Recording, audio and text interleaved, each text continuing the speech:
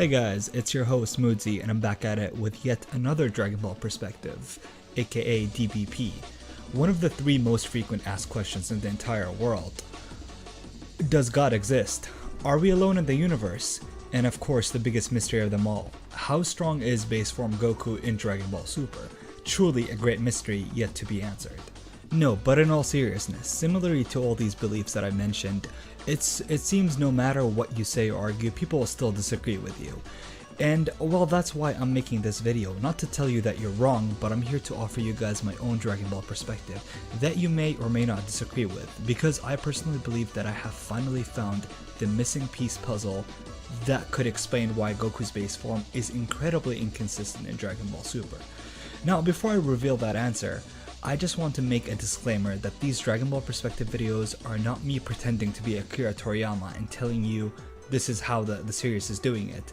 No, I am just giving you an explanation to something you might have missed. Because let's be honest, you often hear that Dragon Ball Super is just trash. Dragon Ball Super does not know how to do power levels. Dragon Ball Super is just horrible in writing in general. And yes, that might be true. However, let's examine these inconsistencies that people often complain about.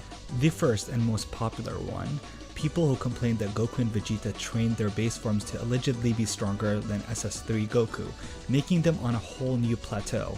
Yet we are met with inconsistencies when seeing Piccolo fighting with opponents who just overpowered base Goku, such as the Piccolo versus the fatigued Frost. And most fans like to explain this incident or fight as one of two, that either Piccolo somehow increased his strength to the point where he now stands somewhere near or close to base form Goku and Vegeta, and others say that Frost somehow got beaten so hard to the point that he lost the majority of his strength. I personally think both are bad explanations. Even if they were somehow true, I think it is absurd. Firstly, if Piccolo could really get insanely powerful in such a short amount of time by training for 3 days only, then that contradicts the many times where Piccolo could have made those gains. For instance, the time where he was training the Room Spirit of Time before the Cell game, and the other time in the Buu Saga where he could have trained for 3 days instead of Gotenks. By this estimate, that means like Piccolo could have just stayed there in a couple hours in the real time, and it could have made a lot of gains, making him stronger than Buu, which I find very, very absurd. Therefore, if Frost was really stronger than the new improved base form Goku, then that would mean he could be possibly stronger than most of the Majin Buus, and might even be possibly stronger than Buuhan himself. So it's really hard to believe that Frost could have gotten that weaker to the point where Piccolo can fight him, unless though Frost didn't get that much weaker to begin with, and Piccolo didn't get that much stronger. Now here is where we tread cautiously, as I'll reveal the secret to Goku's inconsistent base power. Thus, I have reasons to believe Goku's hiding a really nasty secret, which explains how he can fight Beerus in base form sometimes, and put up a fight where logic tells you that going Super Saiyan should put him above Beerus. But then somehow he needs to go Super Saiyan when fighting someone like Frost.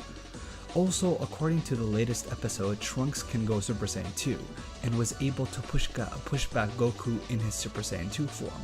But hold on, according to the flashback we got, Trunks' Super Saiyan 2 had trouble keeping up with Dabura, but yet he can push back Goku?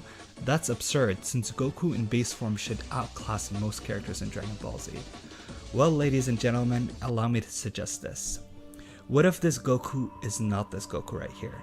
I'm not saying that they're not the same character, but what I'm saying, what if these two forms are completely different?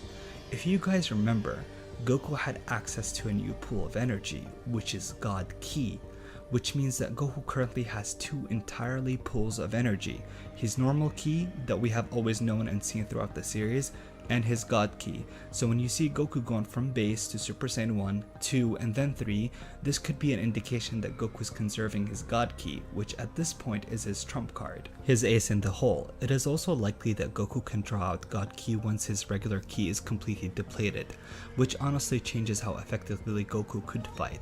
This explains why we see base form Goku combating final form Frieza and Hit. And we also see copy Vegeta not being phased at all from Gotenks SS3. I believe this theory takes even more precedence when Goku is pushed back by Trunks in the latest episode.